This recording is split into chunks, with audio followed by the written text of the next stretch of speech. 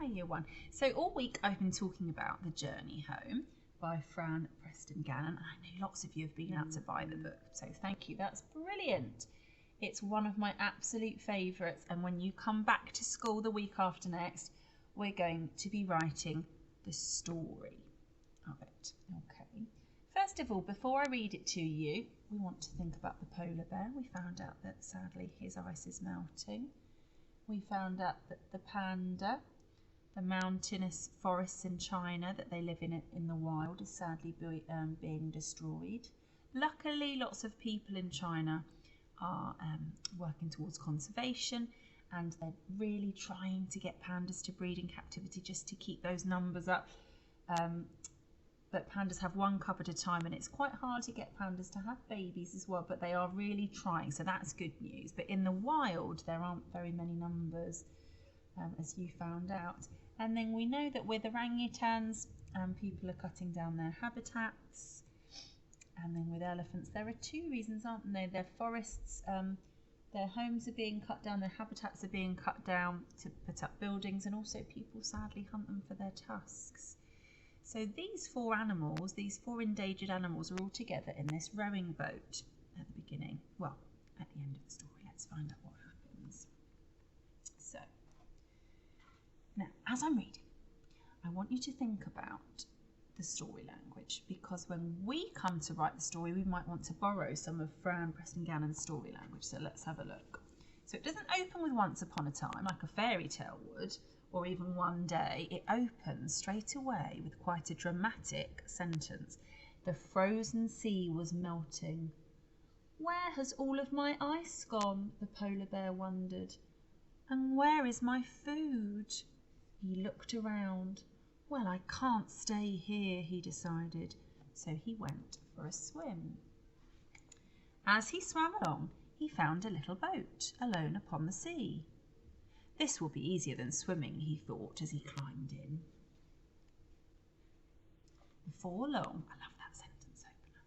Before long, he came upon a city where machines rumbled and tall buildings hid the sky. Be thinking about how this character here must feel when he's used to the Arctic and all that ice, to suddenly be looking up at a big noisy city. What are you doing? Asked a panda, watching from the docks.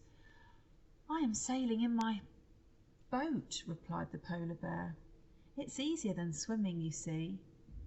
Well, I can't stay here, said the panda, lowering himself down into the boat. I think I'll come with you. You see at the beginning, the panda doesn't look very happy. And together the two animals sailed along, listening to the seagulls and saying hello to the fish. I love this sentence opener too. After a while, they floated up a river to where a jungle used to be. I've nothing to climb anymore, said an orangutan. My trees are disappearing. The panda and the polar bear looked around and saw that she was right. Well, you could join us if you like, said the panda. Perhaps we will spot some trees along the way.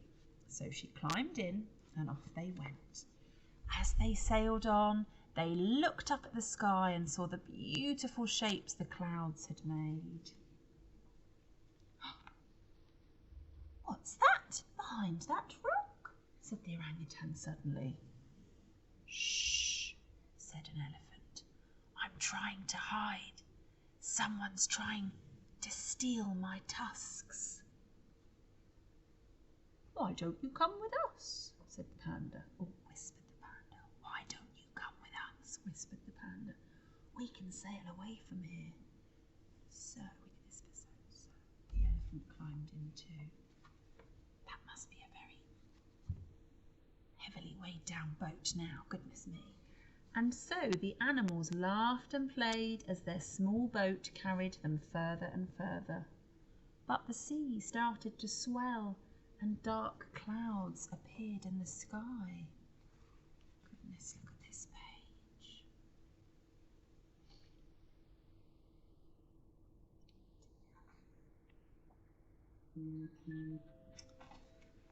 Phew, it says the storm passed, and the animals knew the terrible waves had carried them far, far away. They thought of their homes and how much they missed them. As they sailed on, they all felt very lost on the big blue sea.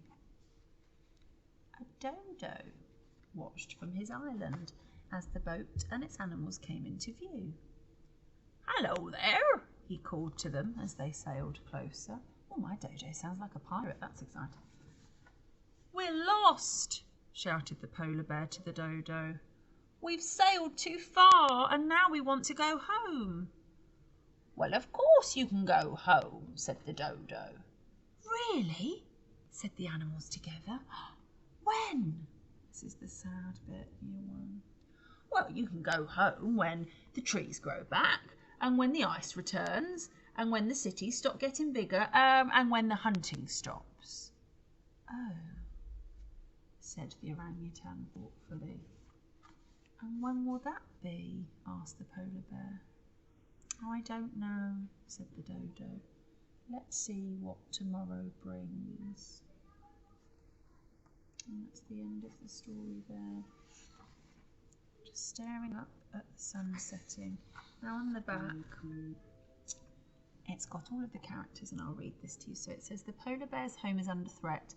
The Arctic is getting warmer because of climate change, and the sea ice where he feeds is melting away. Elephants are often killed by poachers for their tusks, which are made of ivory. Habitat loss is also threatening their future. The orangutan is losing its home. It lives in forests, but due to overlogging for wood, its home is getting smaller and smaller. The panda only eats bamboo, and because of the destruction of its natural home, it is harder and harder for it to find the food it needs. The dodo is an extinct animal. Due to overhunting and the destruction of its habitat, there are no dodos left. So actually, I think it is a sad story, isn't it, that they just want to go home, and actually the humans in the world are making it really hard for these gorgeous animals to live in the wild. So I'm sorry that that's a bit of a sad story, but I think it's a beautifully written story. And I think it's just really important. I love stories with a message. So even though this is fictional and it's a made-up story, actually it has a really important message, doesn't it? Okay, and I think that's one of the reasons that I really, really love this book. Thanks for listening, year one.